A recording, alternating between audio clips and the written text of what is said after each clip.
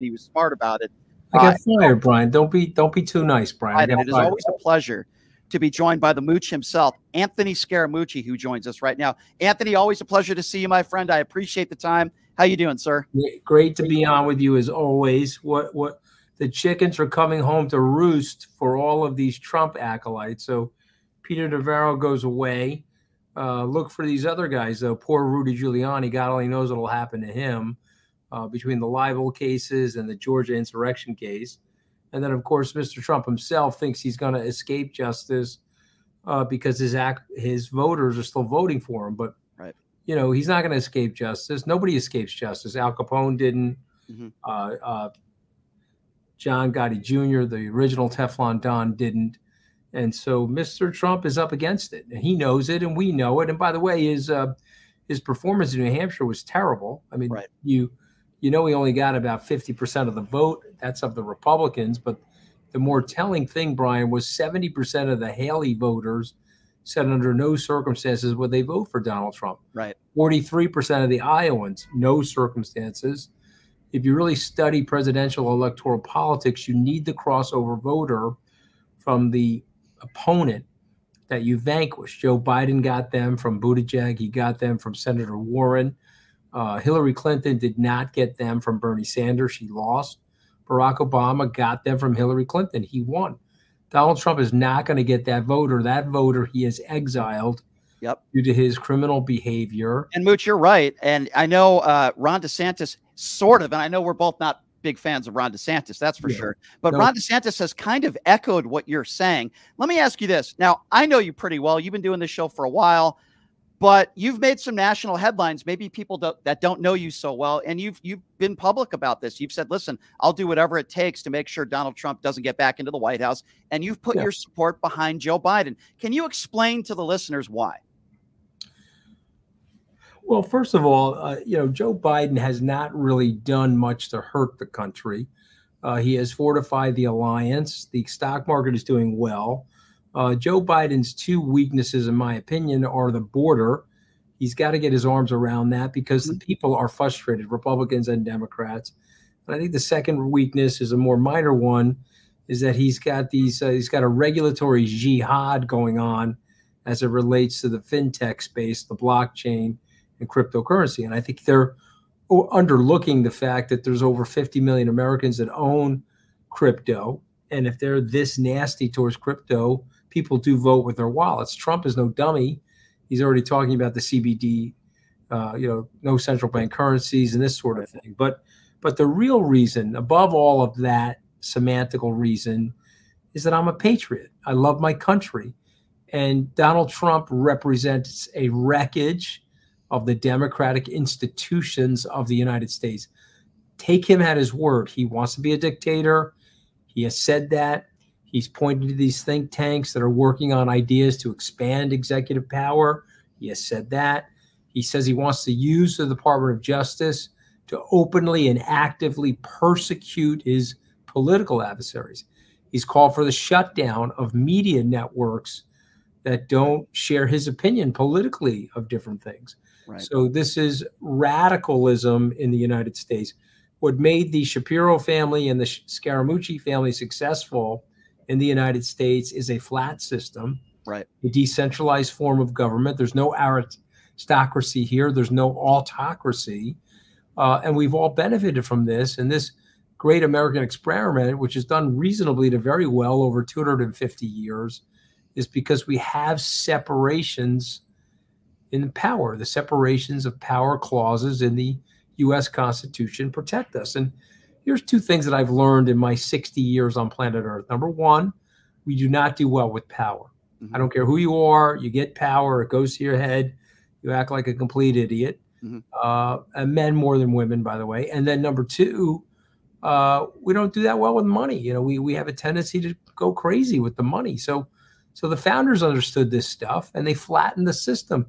Trump is the first person since Jefferson Davis. And just to remind everybody who Jefferson Davis was, he was the president of the Confederacy. He is the first person since Jefferson Davis that wants to challenge the institutions of what America stands for And you know, we got a lot of hypocrisy going because the Supreme Court could put him down in a moment. Sure. He has met the test for the 14th Amendment to be banned from the presidential ballot. Right. These hypocrites at the Supreme Court are supposed originalists, where they're supposed to originally interpret the Constitution as conservatives. This is going to be like a Olympic gymnastics session, verbal gymnastics from these people to keep Trump on the ballot. And it's I want to ask you this, Anthony, because the other day, criminal, Brian. No question. I absolutely. He's facing 91 felony counts. We know that he's a criminal, and he's going to be a convicted felon. What did you make of the other day? You got Tim Scott standing behind him with that smirk on his face, and Vivek Ramaswamy, and it was the reason why Tim Scott became a senator, because of Nikki Haley. And then you have Tim Scott out there when Trump is basically saying, again, he won the 2020 election. And these guys, they stand behind them and they smile. They think it's funny. What do you make of that? Well, listen, you know, I have to say this. It doesn't reflect well on me. I held my nose at a lot of things that Trump was saying in 2016. And I made that decision because I thought there were two choices, a Republican and a Democrat. And so I held my nose. And it was my ego also talking. I wanted to help him. I wanted to work for the American president. You know, I grew up in a blue-collar family. I built some successful businesses.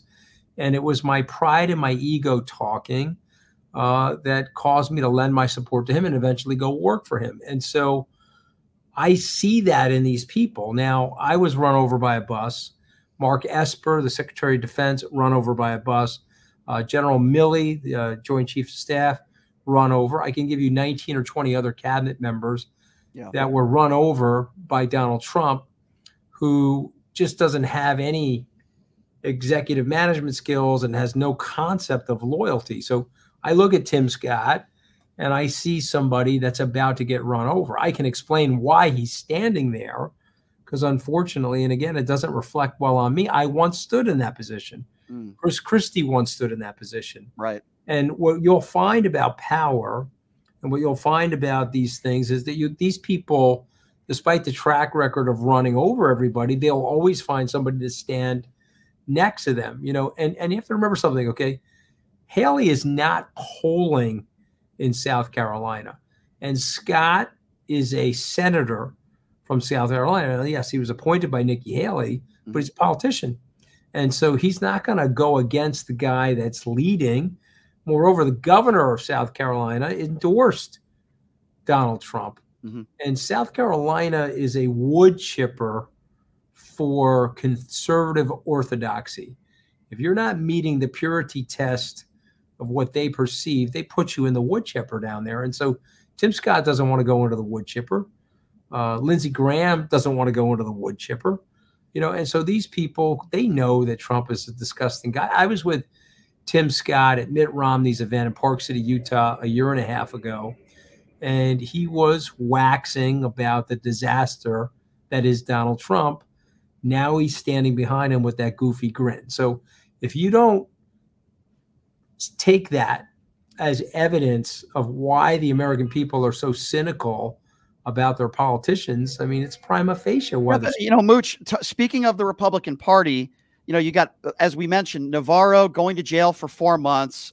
You got Donald Trump on the stand earlier today for what would be perceived as certainly sexual abuse, and the judge labeled it as rape. You got one of the biggest talking heads of the Republican Party, which is Charlie Kirk, saying he doesn't trust black people flying his plane because they might not be qualified. You've got Matt Gaetz that's under investigation again. I mean, to me, the far right MAGA Republicans, they're in shambles right now. I mean, what do you make of everything that's going on? I mean, look, they're also hypocrites, you know. So, so first of all, I think what Charlie is saying is insane. But again, I want to explain it to your listeners and viewers because they need to understand the insanity. That is red meat for the people that Charlie is trying to curry favor in front of. You know, the DEI movement, which has gone a little sideways, is being blown to pieces by guys like Charlie Kirk because he wants to say that it's reverse racism and that a black person in that role isn't qualified to be the pilot. They got the job because they're black, and that it's a form of tokenism. Okay. And that is literally red meat for his base. Now, that is obviously a disgusting thing to say. It's a racist thing to say, and it's racially charged. But he's also going to point out to people that the affirmative action, the school admissions process has been rebuked by the Supreme Court. And, you know, the national pastime, Brian, isn't baseball. It's hypocrisy, because those elite universities for years, if your grandpop or your dad went to that elite university and your family gave money to that elite university, guess what?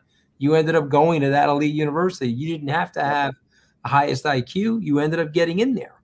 Yeah. And so the notion that we tried to even the playing field with affirmative action was a sign of American fairness. So this is why Charlie Kirk is out to lunch. And But yet, we just finished, because what these guys do, they take a kernel of truth, and they spin it up into this big milkshake frap, and they get their constituents to drink this garbage. Right. But the kernel of truth is there have been a few cases, okay, just like there are dunces in legacies that get into Harvard, they're complete dunces. There have been a few cases where through good intentions, employment or activity like that hasn't worked. And he's wrong. You know, you need that diversity, you need that equity and inclusion. Not only does it make the society fairer, but it creates much broader American dream-like opportunity in the country. And that's exactly what we want. We want a larger aspirational laboratory for the United States. Yeah, I agree. So Mooch, if you're just joining us, Anthony Scaramucci. Mooch, two-part question. Who do you think Donald Trump chooses as his vice president, and who do you think he should choose as his vice president? All right, well, he's definitely not choosing Nikki Haley, so we'll rule her out. There's no chance he goes with DeSantis. I'm going to say Ben Carson is the guy that he ends up choosing. But it might be Elise Stefanik, but I think it's going to be Ben Carson. And he's going to choose somebody that's pliant to him. He's going to choose somebody that has never offended him. He's going to choose somebody that he's not worried about. And weirdly, Mike Pence was a good choice for Trump because, you know, the fight started after the fact, but during the fact, Mike Pence was extremely loyal to him and extremely pliant. And he wasn't looking to showboat or outshine Mr. Trump. And so those are the qualifications. It's loyalty and downplaying their role and staying out of his way. It's a one-man Trump show. All power and all prestige and all accolades go to me. If you get on the stage for a second, I'm going to shoot you with a ray gun. That's Donald Trump. Yeah, no, you're absolutely right. It seems to me like you're one of the few people that surrounded yourself around Donald Trump that didn't go to jail. You're not a convicted felon. You didn't have to be pardoned. You didn't file for bankruptcy. I mean, what do you make of literally all these people that surrounded themselves with Donald Trump, the Rudy Giuliani's of the world, you know, Meadows and all Sidney, all these people, practically, Michael Cohen, that are either convicted felons or they, like I said, they filed for bankruptcy. I mean, he's a cancer, isn't he? He is. He has a tendency to eat your soul. He's somebody that can ruin your life. And he's also somebody that is a goalpost mover. So, you know, Brian, if you're loyal to me, you'll do X. Brian goes out and does X. Okay, that's great, Brian, but you did X, but now let's move it over to Y. And then let's move it over to Z and then double A. And before you know it, Brian is out here breaking laws and Brian's out here doing things that he shouldn't be doing. Okay. And not you, Brian, God forbid. But the point I'm making is that, you know, Rudy did that for him. Michael Cohen did that for him. Meadows is going to get off only because he's going to be the chief witness against them. But he's right in there with him, which is why he's so important to the case. And I'll just point out to your viewers and listeners, Mark Meadows is a white Southerner who was the head of the Freedom Caucus, and he was the former chief of staff. He's the chief witness on the insurrection case. It's not a Soros-appointed, democratically, politically inspired DA. This is a person, you know, the call's coming from inside the house, Brian. Mr. Trump, the call's coming from your chief of staff. He feels that you're an insurrectionist and you're a felon. And he's going to let the world know about that as soon as the case starts. Mooch, if Joe Biden picked up the phone today and asked you, number one, Mooch, will you campaign with me? And or if he's reelected, which we both believe he probably will be, he wanted you in his administration. Would you do both of those things? Would you consider that? Well, I would definitely campaign for him. And whether he asked me to do that or not, I will do that. I will provide media surrogacy for him, and I will do a fundraiser for them. I'm already talking to some of the members of his team to do that. This is a call to patriotism over partisanship. This is a call to the institutions of America over policy. I may disagree with the president and his staff on a few things, big deal. They stand for the America that we grew up in. They stand for the democracy and the institutions of the government. And I think this is a big message. Viewers and listeners of Brian's show, you may not like me or you may like me, but you know what? We got to get together. We got to row the boat. We got to row the boat in the same. I'm sorry, I worked for Mr. Trump at one point in my life, but the flip side of it is whatever pain it's caused me, it's given me this opportunity to have a platform and a profile to describe his malfeasance and describe his malevolent behavior. And so I would ask everybody to please, let's put aside our differences, whatever they may be. We have to row the boat together. And so, yes, I would campaign for him and raise money for him and give him money. Going to work for him, you know, I got to be honest with you, my wife hates this stuff. You know, and I will tell you this is like a little bit of a joke. I always tease and say my wife hates Trump almost as much as Melania hates him. And that's like way the hell up here. But I finally found somebody that hates Trump as much as Melania. Okay. That's General Milley. I mean, Mark Milley hates Trump as much as Melania. I was blown away. You know, when I met with him in Davos, I was like, wow, I mean, you're right up there with Melania. I mean, my wife is like below that, you know. What do you make of that video? I wouldn't go work for him, but he would never ask me to go work for him. Well, you know, I'm not experienced, but I would say this: if the president offered me one more day in the White House, which would give me an even dozen days, I am down for that. Okay. I'll change the toner on the copy machines. You know, if I have to clean the latrine, I'm okay with that as well. I just sort of feel like 11 is a little bit of an odd number. Go for 12. Yeah, I like that. Go for a dozen. It's a great number, but I would like to round it out to a dozen if that's okay. Less serious question, Mooch, but I want to get your thoughts on this. You mentioned Melania Trump. Obviously sad, the passing of her mother. You know, we all agree on that. What did you person? Sure, but what do you make of the video of, I'm sure you saw this, Melania going into the limo, her mother's funeral, and Melania brushing off her husband, I put that in quotation marks, and he goes into another car. I mean, what do you make of that alone? Well, first of all, it's prima facie. She can't stand him. She does have a financial relationship with him. She's abided to that financial relationship. She didn't go to Washington because they were still negotiating that intramarital agreement as to what was going to be her role. And so she can't stand the guy, and she has a right not to be able to stand the guy. He's been disgusting to her. He's been disrespectful and disgraceful. But, you know, she's Eastern European and she's committed to the marriage, and he needs her for political purposes. And so they'll live separate lives. You know, the Roosevelts lived separate lives, Eleanor and Franklin, and, you know, it's workable, but let's not pretend it's not happening, you know. But of course. Yeah, of course. He's a very sordid and very sad, twisted individual. And let me tell you something, Brian, this has been a bad week for him. Oh, what do you mean? He won Iowa and New Hampshire. No, go look at the polling data. He's about to get destroyed in a general election, and he's likely to go to jail in the next 24 months. So he knows this. We know this. And I know the personality quite well. He is bumming right now. Mooch, I need to ask you about the economy because you're such a great numbers guy. And when Trumpers always say to me, you know, Joe Biden's ruined the country, I give them the actual facts. And I want to get your thoughts on this. Unemployment as low as it's been in over 50 years. MAGA supporters want to say, well, those are COVID jobs. NASDAQ way up. You know a thing or two about the stock market. The wages are up too. You know, wages are up. Yeah. Inflation's coming down, but the wages are up because supply chain's reconnecting, but people are bringing home more take-home pay. The energy prices are lowering.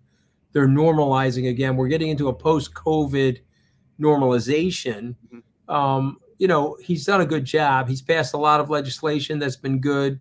He has tightened the NATO alliance, which is so necessary for peace and prosperity globally.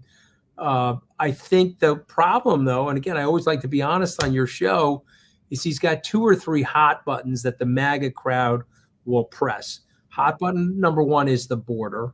Hot button number 2 is they really don't understand the Ukrainian conflict or even the Israeli conflict. The president has done a masterful job on both of those conflicts, and I think his administration has to do a better job of just explaining it to people. But he's got to fix the border. He's got a disaster going on at the border. He'll complain he doesn't have enough judges and doesn't have enough agents. That's probably true. The Republicans know they've got him now on the border, which is why they won't negotiate with him. They won't fund it. They won't fund it. And this is why McConnell is talking to Trump, and Trump's telling him, don't cut a deal because the border is going to be a big sore point in the election. And so I would just recommend to the Biden people to lay out for the American people what's happening. Agree. And to let them know that, hey, I'm trying to fix it, but the Republicans are playing politics and they're not allowing me to do what I need to do to fix it. If I can make one last point, study American history. When America is giving USAID money to places like Honduras and Guatemala and those places, we get less people at the border. We cut that aid. That's like an ounce of prevention is worth a pound of cure. We cut the aid, okay? And so instead of spending $1 billion in those countries on schools and helping people get educated and get jobs, we have a $15 billion problem at the border. You know, but what, you know, you got guys like Rand Paul saying, "Oh, we can't give that money away. What about the poor people in the U.S.?" Hey, you got a problem. You got a cost-benefit analysis. Spend $2 billion in their countries. They'll stay in their countries. They won't come for the border. Yeah, and Rand Paul, what a despicable human being he is. He's the same guy who voted against helping our brave men and women 9/11. You being a New Yorker, you know, you remember that bill. I mean, he's the absolute worst. Let me ask you about the communications team around Joe Biden. You being the former communications director, I don't think the messaging is aggressive enough. I don't think it's as good enough as it needs to be. What do you make of the current you know, a communications secretary? What do you think she needs to do better, if anything? And do you agree with me that the messaging isn't as strong as it should be? Because I believe Joe Biden should be running on his record. Oh, look, she would never listen to me for all the obvious reasons, but I would tell her to close the briefing book. You know, I mean, I think what happens is she gets to the podium and she's got the briefing book open and she's trying to look for the soundbite that fits the question. It's too transparent. It's too obvious. You know, you're a smart woman, Corinne. Close the book, leave it in the office, address the people to the best of your capability from the podium. And I think there's too much anxiety going back to the briefing book. So that's number one. I think Kirby does a good job when he comes in there and when he's speaking on behalf of the Pentagon. But they need a political person to get in there and to reinstate and reinforce the narrative. I'm a 50-plus year veteran of Washington. I'm an institutionalist. I've passed high-quality legislation that's helping our infrastructure. I've helped to get the deficit tamed and under control. I'm working with you and your families to bring down healthcare costs, including the insulin prices. I've got a commitment to capitalism. Ergo, look at what's going on in the stock market and economic growth in the country. And I've also got a commitment to the institutions of the post-World War II order that have made the country safe and have made America very peaceful and very prosperous. And if he does that, he's going to destroy Trump. And remember, this country has changed demographically from 16 and 20. This beautiful, colorful mosaic of the country is once again morphed. By 2024 November, this is a different country than Trump got elected into. And Joe Biden's the incumbent, and he's got a good record to run on. And he'll beat the pants off, or to quote Joe Biden, he'll beat Donald Trump like a drum. Is there any chance that I know you're a lifelong Republican, Yeah. that you either switch to being a Democrat or an independent. Yeah. Well, I mean, I'm Brian, I'm also a Met fan. I mean, it can't be any more painful than being a Met fan. You know, what happens is you choose the team. You know, it's like a Catholic marriage. You know, what am I going to do? I would change, but I can't change because I have to hope that we can reform that party, or whatever the center-right party is for the United States, is a better version than the wrecking crew and the wreckage that we now have. Mm-hmm. Do you see what I mean? So I would change, but then you can't reform it. If I say I switch out of that party, I get it. How are we going to make the party? Look, you do need a two-party system. You do. You can't have one party because that leads to tremendous amounts of corruption. I get it. I totally get it. I'm not changing, but boy, Tim Scott, we are going to have to create like a Hall of Fame of hypocrites. Though. We're going to make bronze plaques for all these guys. It's just disgusting. I like that. A Hall of Fame of well, there's plenty of hypocrites on the far right. I always end the interview with you by saying this. I know you're not running for office, but if you did, I don't care what it was for, I would vote for you in a heartbeat. We need more Republicans like you in this country. First of all, it's sweet of you to say that, okay? And I've said this to you before, and I'll say it to your viewers and listeners. I'm running for re-election of my marriage, okay? I'm just trying to stay married, okay? And my wife has like a castration policy, you know. I mean, the bad things can happen, you know. You marry Italian women. Now I'm going to get in trouble with some of your viewers. You got to sleep with one eye open, man. Mooch, you know, you sent me a video. I believe it was your daughter. She's quite the musician. Oh, thank you. Yes. And I know you're going to be coming out to Vegas here at some point in the near future. I would love to have both of you in studio. Your beautiful daughter is extremely talented. I listened to some of her music. Yeah, she's played Christine in Phantom of the Opera in Europe. She's been Andrea Bocelli's soprano accompaniment. She's doing quite well with her career. That's awesome. Yeah, I'm not surprised. Nice person on top of all that. So this nice. I have 5 kids, 4 of which are sons. So who do you think my favorite is? Daddy's little girl. My 4 sons know that every day. I would riled up about it. Love to have both of you in studio. It'd be an honor. Whenever you come out to Vegas, hit me up and let me know. Anthony, I always appreciate it when you take the time to do the show. And the viewers love you as well. So thank you. Pleasure to be on. God bless. Happy New Year. I know it's a little late to say that, but that's okay. I hope it's off to a good start. Thanks, Mooch. Be safe. Have a good week. I appreciate you. Too, Anthony, thank you. Anthony Scaramucci, everybody, the Mooch. I love this guy. I really do. I always have. And by the way, his daughter